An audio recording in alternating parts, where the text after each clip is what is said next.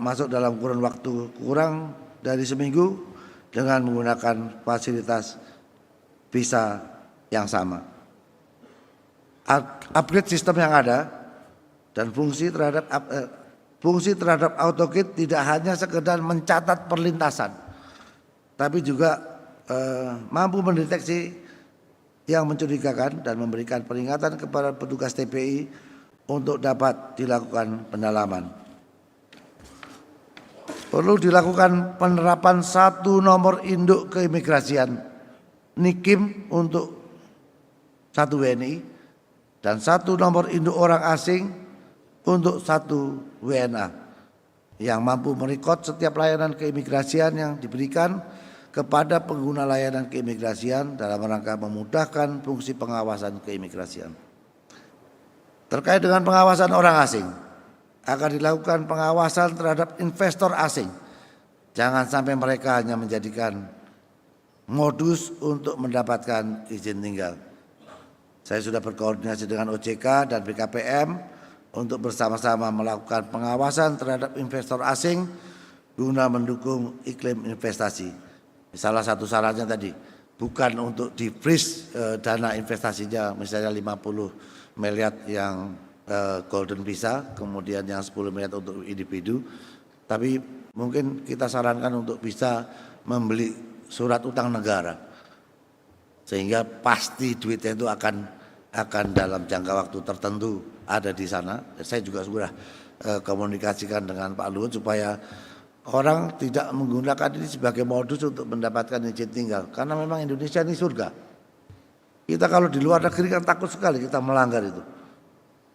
Tolong Pak Yudi, nanti Bali itu tolong tertibkan itu. Jangan sampai warga negara kita pekerjaannya, tapi dirubah dulu aturannya yang BKPM itu.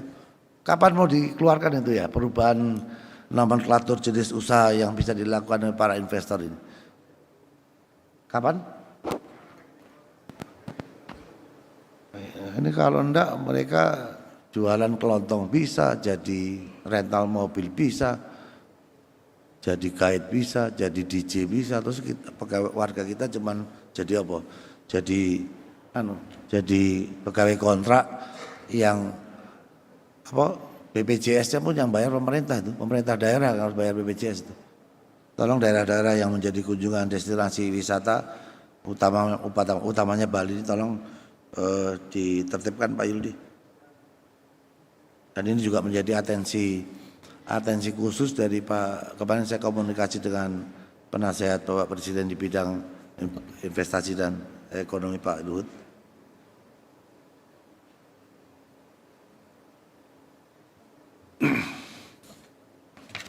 Pemasyarakatan. Saya masih mendapatkan keluhan dan laporan baik dari masyarakat maupun aparat penegak hukum terkait masih maraknya pengendalian narkoba. Nah inilah tolong Pak KKB Pemasyarakatan, para KUPT Pemasyarakatan dan yang hadir ataupun yang secara virtual. Apa perlu sih saya sampai minta sama teman-teman TNI sama Polri untuk menjaga lapas atau rutan kita, kecuali memang yang bagi rekan-rekan yang memiliki kerawanan, potensi kerawanan dari penjagaan rutan, rawan ya seperti yang kejadian lari di Papua dan lain sebagainya, itu silakan dihitung, itu wajib itu kepada teman-teman. Tapi apa perlu di lapas-lapas yang situasinya aman, saya minta bantuan pengamanan TNI sama Polri supaya nanti geledah pegawai yang masuk termasuk yang pengunjung. Apa mau seperti itu? Ini saya kembalikan kepada rekan-rekan sendiri, karena sanksinya juga kalau ketemu, sanksinya kepada Kalapas dan Karutan pasti saya copot. Kalau apalagi tidak pernah melakukan razia. Apa perlu seperti itu? Kalau perlu saya akan lakukan. Karena ya tiga-tiganya loh, udah para Kalapas Karutannya udah berusaha untuk menjaga, ini karena keluarga minjemkan HP atau jual HP. Tolonglah, udah. Yang dilarang paling berapa? Saya kan tidak perlu buka-bukaan kan, karena saya masih malu juga kalau buka, makanya saya pakai baju. Ya saya tahu semuanya masih pakai baju, berarti masih tahu malu lah. Ada berapa titik simpang? 42 titik simpang yang ketahuan. Jadi tolonglah teman-teman, saya menghimbau kepada teman-teman, yang saya tahu ini pasti lebih banyak rekan-rekan yang lebih tahu, baik di imigrasi maupun di pemasyarakatan.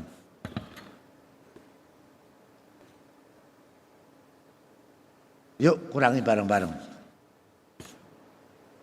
Setuju gak? Saya tidak perlu lanjutkan ya yang di pemasyarakatan ya, karena sudah banyak saya ngomong, sudah banyak juga secara langsung kepada Pak Dirjen. Terus kalau yang warga binaan pemasyarakatan yang melakukan, tolong dibuat aturannya itu Pak, dievaluasi kembali Pak. Kalau perlu kepada mereka yang melakukan pelanggaran, jangan cuma ditaruh di ruang isolasi, jangan cuma dimasukkan register app. Kalau perlu sampai cabut itu remisi-remisi yang diberikan, cabut semua. Batalkan, kalau mereka melanggar batalkan remisi-remisi yang diberikan. Rubah aturannya, tolong rubah aturannya.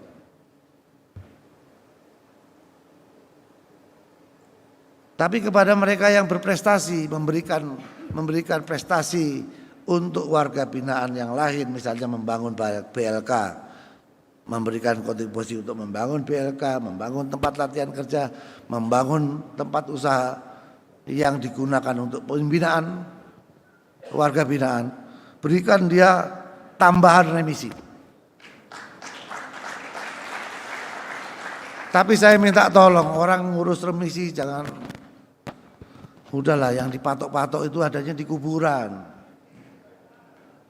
Tolong jangan ada yang matok-matok. Yakinlah kalau napas itu tidak pernah kita minta kepada yang Maha Kuasa dikasih. Yang paling penting di dalam hidup manusia ini cuma napas. Makanya saya kalau disuruh berdoa juga bingung, karena saya nggak pernah minta napas dikasih. Tidak ada yang lebih penting dari napas. Masa cuma itu aja masih matok-matok. Dan saya herannya masih banyak orang yang ragu bahwa yang Maha Kuasa itu memang Maha Kuasa.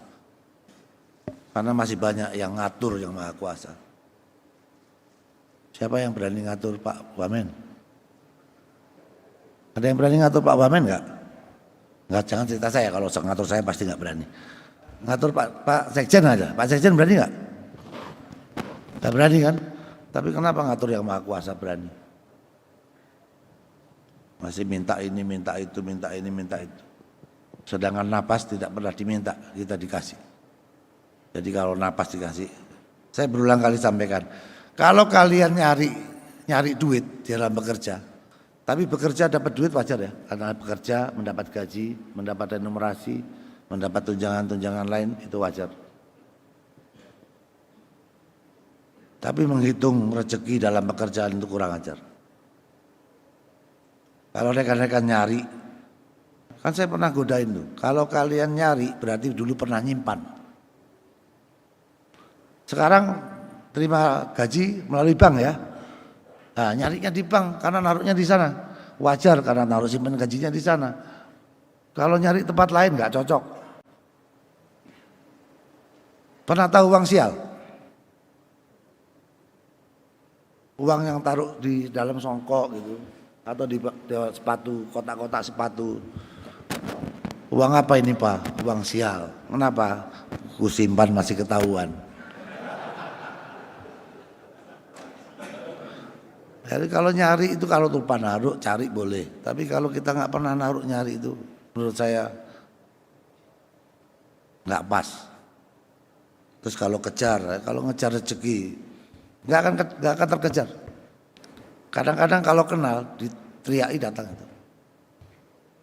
Atau kalau kenal, ya karena kenal BRI tempat saya taruh uang ya, atau Mandiri tempat taruh uang, ya pergi aja ke bank itu, ngambil di ATM. Ya, saya rasa itu yang perlu saya sampaikan kepada rekan-rekan sekalian.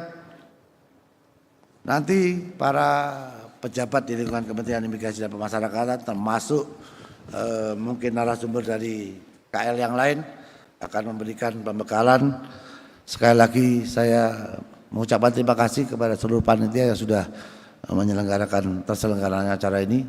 Kemudian saya tidak bosan-bosan mengingatkan kepada rekan-rekan, tolong kalau rekan-rekan tidak bisa berprestasi, nggak usah buat masalah.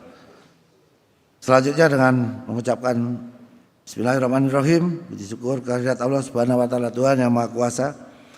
Pada hari ini Senin tanggal 4 Agustus 2025, rapat koordinasi dukungan manajerial Kementerian Imigrasi dan Pemasyarakatan tahun 2025 secara resmi saya nyatakan dibuka.